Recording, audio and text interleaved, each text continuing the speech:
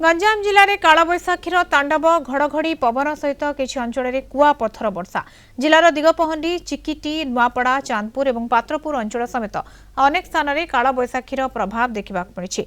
अपराह्न कालबैशाखी प्रभाव में घड़घड़ी पवन और वर्षा सांगक किसी स्थान में कुआपथर वर्षा घूर्णिझड़ में किसी स्थान में गछ भांगी सूचना मिली।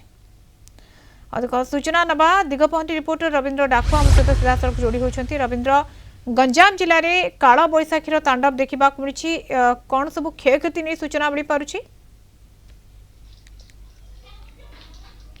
देखो मधुस्मिता आमती कहवा अपराह्न 3:30 बेले एमती हठात काल बैशाखी वर्षा होता एवं वर्षा फल विभिन्न स्थान में जो कुआपथर वर्षा होती पवन जोर रही सहित विभिन्न स्थान में घूर्णिझड़ प्रभाव आम देखा पाइचु। यहीपरि स्थले आम देखुचु जे गंजाम जिलार दिगपहंडी एवं सान खेमुंडी चिकिटी चांदपुर नुआपड़ा और जरड़ा एमती विभिन्न अंचल में वर्षा सहित कुआपथर माड़ होती।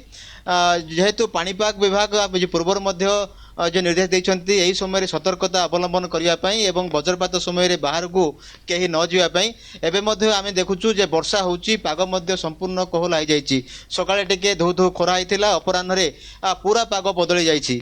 आम जदि कहबा जे वर्तमान सुधा जदिव कौन क्षयक्षतिर रिपोर्ट आसीना तथापि अनेक स्थान में गछ भांगी जाइए घूर्णिझड़ प्रभाव में किसी स्थान में विद्युत तार छिड़ी जाता ये सूचना मिली। मधुस्मिता बिल्कुल रविंद्र, जो भाव में ये गरम बढ़िबार लगी, तापमात्रा बढ़िबार लगी और यार भितर कुआपथर वर्षा कोटा कोटी ये किछटा आश्वस्ति हुए तो लोक मानकु देई पारे, किंतु जेतु कुआपथर माड़ होइछि अर्थात जो चाषी माने रहिछन्ति सेमानकु समस्या निहाती भाव में।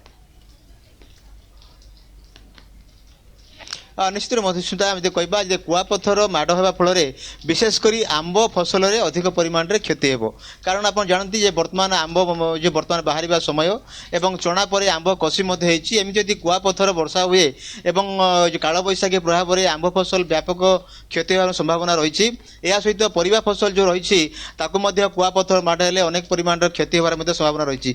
तेज से जाऊना कहीं वर्तमान वर्षा लगी रही 3 घंटा गंजाम जिले में जो सतर्कता रही पाणीपाग निर्देश देते आशा करा जाउछि एही वर्षा निश्चित रूपे खरारु टिके आश्वस्ति मिलिबो। बिल्कुल खरारु आश्वस्ति मिलिबो, किंतु एबे भी वर्षा जारी रही जे आपण सूचना दउछन्ती आगामी समय आहुरी सतर्कता अवलंबन करबा पई ये परामर्श दिया जायछि। धन्यवाद रविंद्र, सूचना पई।